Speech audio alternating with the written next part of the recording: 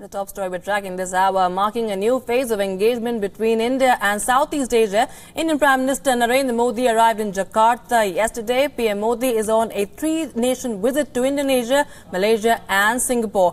This is Prime Minister Modi's first official visit to Indonesia. Shortly after landing in Jakarta, PM Modi tweeted, and I quote him here, "Landed in Jakarta, India and Indonesia are friendly maritime neighbors with deep civilizational links. This visit will further the convergence of our political, economic and strategic interests," unquote.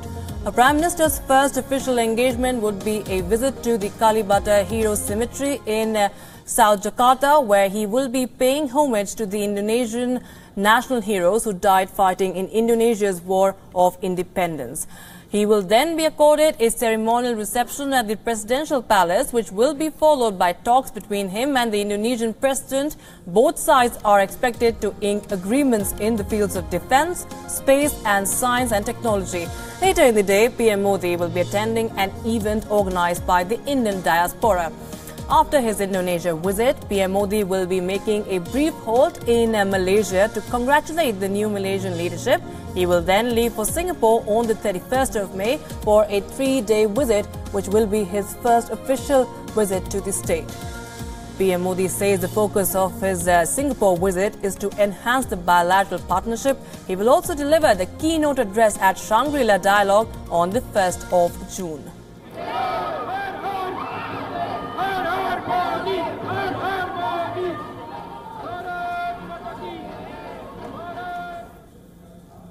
All right, our political editor Karthik Sharma joins us live on the broadcast.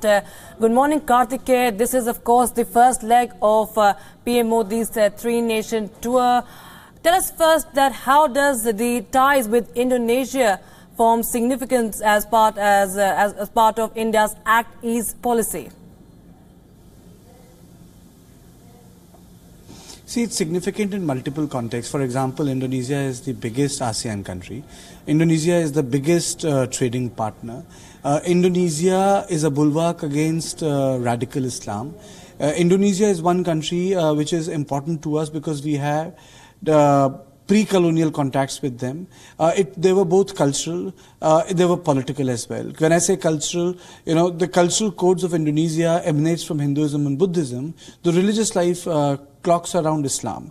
Then you have political ideology. Both are democracies. And most important of all, the Dutch, when Japanese were defeated in 1942, in 1942-45, the Dutch reconquered Indonesia because they were the colonial power then. But it was Nehru and Mr. Patnaik who actually supported the Indonesian regime. Patnaik actually flew a Dakota, went to Indonesia at the behest of Sukarno, and flew out two leaders who were subsequently sent to New York, all paid by the Indian government, right, so that they can plead their case to the United Nations for Indonesian independence. So that way Indonesia is very, very important to us. Right. And we also, the fact that the Prime Minister will be holding bilateral talks with the President, what are we expecting to be on the agenda as far as this bilateral summit is concerned? I think very important, infrastructure, defense, strategic affairs, they are all on the plate, all on the menu. I hope that chutney does tango with sambal in Indonesia. And I think this tango will conclude only when there will be an official announcement in the Sabang port, which will be made available to India. It is a port which is 40 meter deep, and even a submarine can dock there. So strategically, it's very, very important. The Chinese media has always reacted, or has already reacted to this, eminent announcement. They understand that if India has a presence there, it means that India has a presence in Malacca Strait, through which I think 40% of the world oil moves from West Asia to Southeast Asia. So, which means that if Indonesia and India can partner, they can actually patrol the choke points of the Malacca Strait. Right. And also give us a sense of what other important events are we going to witness as far as PM Modi's day one of this tour is concerned. I think a lot of important events. If I have to go by the itinerary, he'll go to the palace. There'll be a joint statement. There'll be a kite ceremony. There'll be an MOU on the kite. The story which we have done. this exhibition will be attended. Music will be played for Prime Minister. He's going to go and visit the cemetery because Indonesian freedom struggle was very, very violent. Right. Dutch colonial power was not leaving them, so it was a war out here. And Prime Minister, by end of the day, will also meet Indians, Indians of the expat and expat community and people of Indonesian origin, people of Indonesia of Indian origin who migrated on their own.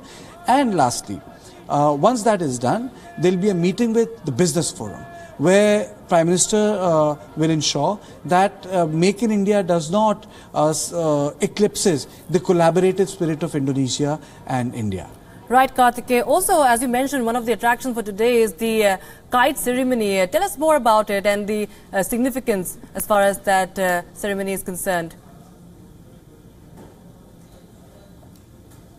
I think the significance is, see, Ramayana, Mahabharata, if you look at the language, Bhasa, 70% of the words are from Sanskrit. You know, you have names of women who, and specifically 90% of the country is Islamic. And you have names like Rati, Lakshmi, Arjun, the official name of the airline is Garud, you know. So it just goes on to show that Hinduism has become part of the cultural cycle. So the motifs on the kites are all drawn from Ramayana and Mahabharata. So, you know, when I went there yesterday, they have motives of Ram, Sita, Lakshman, Kumbhakaran, Angad, Bali. Any Indian who has read Ramayana will know these words. The significance, Jatayu, Garud, Vibhishan. So all those characters were painted. And the difference was that most of the paintings from India, they are actually influenced by Indo-Saracenic, which is primarily Indo-Islamic way of painting. If you look at Rajput and Mughal paintings, they have defined the portrait making, which is you make a portrait from the side, you don't make front portraits. And the medieval, because of the constant migration of various ethnicities in India from Central Asia and Persia, our portrait making, even in Hinduism, is different. But in Indonesia, it is completely poles apart. It is extremely ancient, you know, it's not medieval. So somehow they have been able to retain those iconography of gods and demons, the battle between gods and demons, which is also part of the Sanatan Dharma, but it is no more represented through pictography in our popular religion. So I found that difference here very, very fascinating, that something which is part of India, emanated from India, survives as a cultural tradition in Indonesia, but our own cultural tradition has mutated in a different way. There's nothing bad. All those influences have enriched our, calligraphy and the way the kings and the courts were, portrayed. Absolutely. Of course, India and Indonesia, of course, share ancient cultural ties. We'll, of course, keep a track on this three-nation tour. Thank you so much, Karthikeya, for joining us live from Jakarta.